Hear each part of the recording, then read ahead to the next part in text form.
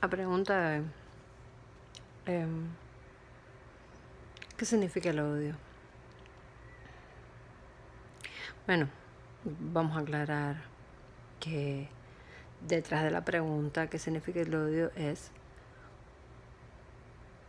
o por qué lo odio, o por qué me odio, qué hago con este odio que siento, qué hago con esto que parecería que con el tiempo lo que hace es agravar. Y como siempre, bueno, te comparto mi experiencia porque ahí están los libros, ahí están los psicólogos, ahí están los terapeutas. Lo único que yo puedo aportar es mi caminito personal en la indagación de mis propias emociones, mis propias experiencias y mi propia interpretación de la realidad. Y bueno, este fue un sentimiento que yo conocí en momentos, lo experimenté en momentos muy particulares de mi vida, y creo que después de esa etapa no lo he vuelto a experimentar, no lo reconocería como tal. Igual ya no digo no, porque ya no sé qué sé, ni sé nada de la vida. Pero mucha información que yo rondaba en mi cabeza en aquel momento hablaba del odio como ganas de matar, ¿no? La primera vez que yo lo oí, ganas de matar yo, incapaz. Bueno, incapaz yo. Y, y cuando indagué en cómo yo no tenía este permiso, igual tenía el deseo. A pesar de que no tenía el permiso, tenía el deseo.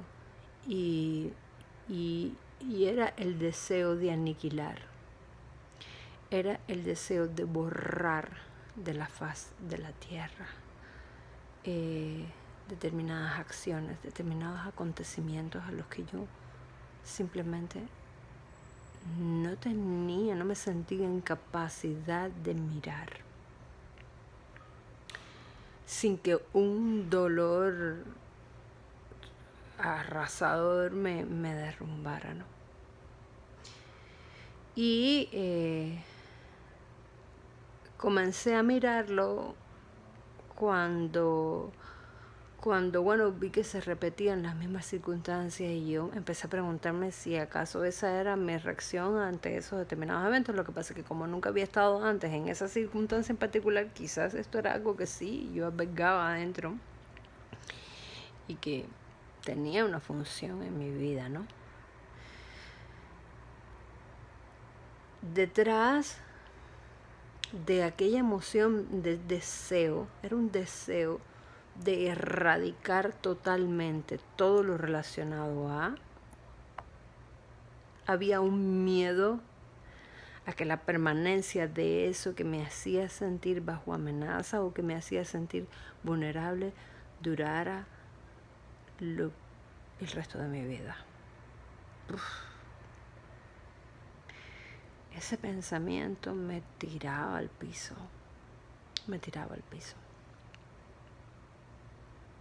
y yo me negaba a pensarlo. Y bueno, y ese ha sido mi camino, ¿no? Lo niego, y lo entiendo el día que acepto no negarlo. Pam, pam, pam. No hay más nada, ¿eh? No hay más nada. No hay técnica, ¿cuál técnica? No hay más técnica. La única técnica es, dejo de defenderme y lo siento. Cuando lo siento, lo entiendo. Y cuando lo entiendo, veo que no hay maldad, no hay nada que perdonar. Era como era. Y ya, ¿no? Entonces, lo miré. Y vi cómo yo había puesto en, en otros, una responsabilidad que realmente era mía, la de salvaguardar mi integridad, es decir, mi estado de derecho, mis derechos como ser humano. ¿Por qué? Porque quería ceder mis responsabilidades, mis deberes a otro. Y de alguna manera volver a esta postura de niña donde me siento cuidado si tú haces de papá o de mamá.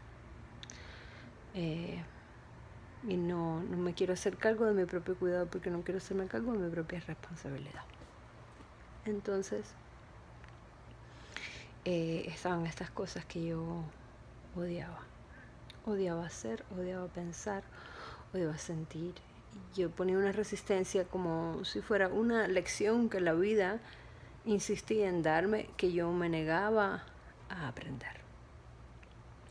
Recuerdo mucho una experiencia con un gran amigo, muy querido, Jonathan, donde yo voy a quejarme. La queja es lo máximo. La queja es un libro abierto. Yo voy a quejarme y le digo, pero ¿por qué yo le pido si yo sé la respuesta? Yo me sé la respuesta, ¿por qué le pido? Y me dice, sencillo, porque si eres el malo y tú eres la buena. Y yo me quedé así, en el sitio, ¿no? Es verdad, cada vez que él la caga yo digo, pero ¿cómo vamos a funcionar si es que mira, la caga? Porque yo no quería ver mi propia disfuncionalidad, yo no quería ver mi propia irresponsabilidad, yo no quería ver mi propio estado de necesidad insatisfecha, mi propio descuido de mí misma, ¿verdad? Quería hacerle responsable de todo lo que estaba pasando. Era más llevadero aquel barranco que yo me sentía que yo estaba viviendo si él tenía la culpa. Era más fácil. Y yo le di la culpa por un buen tiempo. Por un buen tiempo. Y el tiempo lo único que hacía era empeorar. Es decir, más pasaban eventos, más yo me encontraba justificantes para seguir sosteniendo mis conductas, mis actitudes. Y sobre todo aquellos espacios donde yo, en unas líneas muy borrosas, hacía como que quería restablecer mi dignidad, es decir, poner mis límites, pero no los ponía porque ay, ¿cómo se te ocurre que yo voy a encarnar ese personaje de la mala onda, ¿entiendes? La fula, la pesada, la intransigente. La intransigente. Y hay algunos límites que luego descubrí que hay que velar con intransigencia. Que uno tiene que ser intransigente con uno mismo. No te puedes flexibilizar porque pierdes el dedo. Como si me machacas el dedo, no me pongo intransigente y no te digo, oye, ni un martillazo más, me quedo sin dedo, ¿verdad? Entonces, terminé entendiendo que el sentido que tenía aquella emoción de odio pedirte, era odio darme porque odio darme significa odio aceptar que no tengo, odio aceptar que me falta, que necesito, que desearía, que querría. Y yo quisiera, tenía ese sueño guajiro de no necesitar nada de nadie, ser totalmente independiente, ¿no? También me tardé un burujón de años en entender que era interdependiente, era lo más sofisticado a lo que podría aspirar. Aquí independiente nobody, sobre la faz de la tierra. Entonces, el odio dejé de usar aquella expresión cuando comencé a dar pasitos en hacerme caso y escucharme y mirarme y atenderme, ¿no? Los primeros pasos eran terribles. El primer paso muy, muy, muy grande fue observar cómo yo me hablaba a mí misma. A mí me molestaba mucho cómo él me hablaba, lo cual me llevó la atención sobre cómo yo me hablaba a mí misma. Y yo me hablaba como las novelas estas de la colonia, de los esclavistas. En Mayoral ese que ponían en la cuidar a los esclavos en los cafetales o en el cañaveral cortando caña con el látigo ahí. Ay, que hiciera algo que no estaba dentro de mi propia expectativa de mí. Lo que me bajaba era un sable samurái. Y empecé a observar cómo me hablaba yo a mí misma, cómo me restringía yo a mí misma, cómo me coartaba, cómo me vigilaba, me tenía en asedio a mí misma. Y todas esas cosas que yo me hacía las veía a través de él. Las veía a través de él. Le veía a través de él. Yo decía, ¿por qué me importa tanto la opinión de esta persona? ¿Por qué me importa tanto la opinión de esta persona? Porque fue una persona a cuyo lado yo me sentí segura. Alguna vez hacía determinadas cosas, se comportaba de determinada manera, procedía de una manera donde yo me percibía segura. Luego se va esta persona de mi vida y parecería que se fue contigo toda la seguridad. Bueno, porque no era generada por mí. No, era suya en realidad.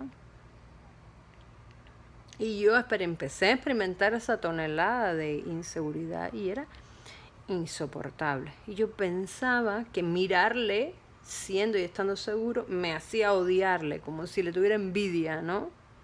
Pero en realidad lo que odiaba era el recuerdo de la tarea pendiente.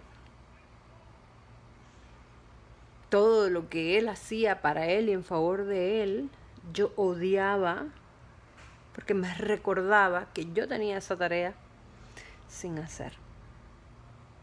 Yo tenía eso sin experimentar, sin explorar, eso sin permitírmelo. Porque yo estaba sosteniendo este personaje de yo estoy en lo correcto, tú te has equivocado, tú has terminado con esta relación, tú has destruido esta familia, tú has faltado tu palabra. Tú cambiaste de planes, tú te lo llevaste todo. Me quedé sin nada.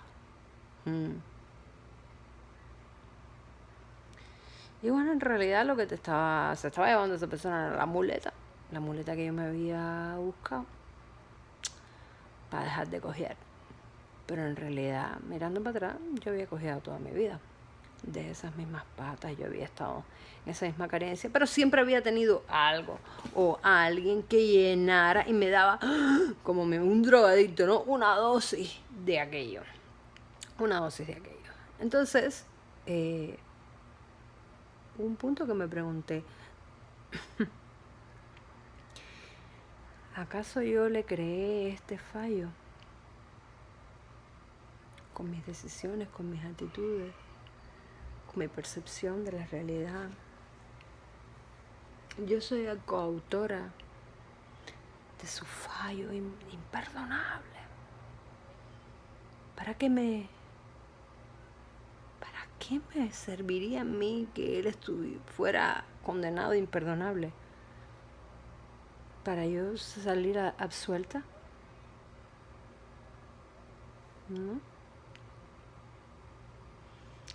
Y bueno, nada, un solo camino para la absolución, que fue comenzar a experimentar lo complicado que era darme aquello que yo pedía a boca de jarro, ¿no? O sea, con la boca llena.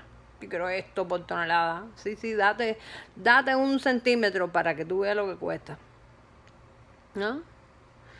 Cuando lo empecé a hacer, dejé de pedir en esas cantidades industriales y dejé de esperarlo. Y empecé a ver qué traía cada quien que ponía en la mesa. y a gestionar lo que no hubiera, ponerlo yo, ¿no? En la decisión de que si hay alguien generoso en la habitación, que sea yo. Que si hay alguien valiente, que sea yo. Que si hay alguien cuidador, que sea yo. Que si hay alguien afectuoso, que sea yo. Gentil, honesto, entregado, que sea yo. Esa ejercitación me llevó a preguntarme si acaso yo era esa persona que estaría a la altura de lo que yo esperaba de los demás. Por supuesto que no.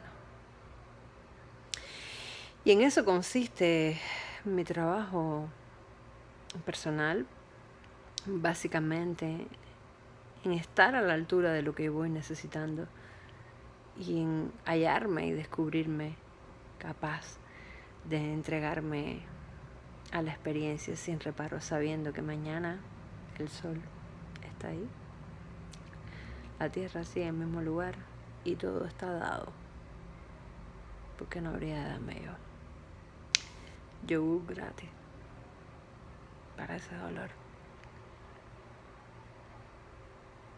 Necesitas yogur gratis.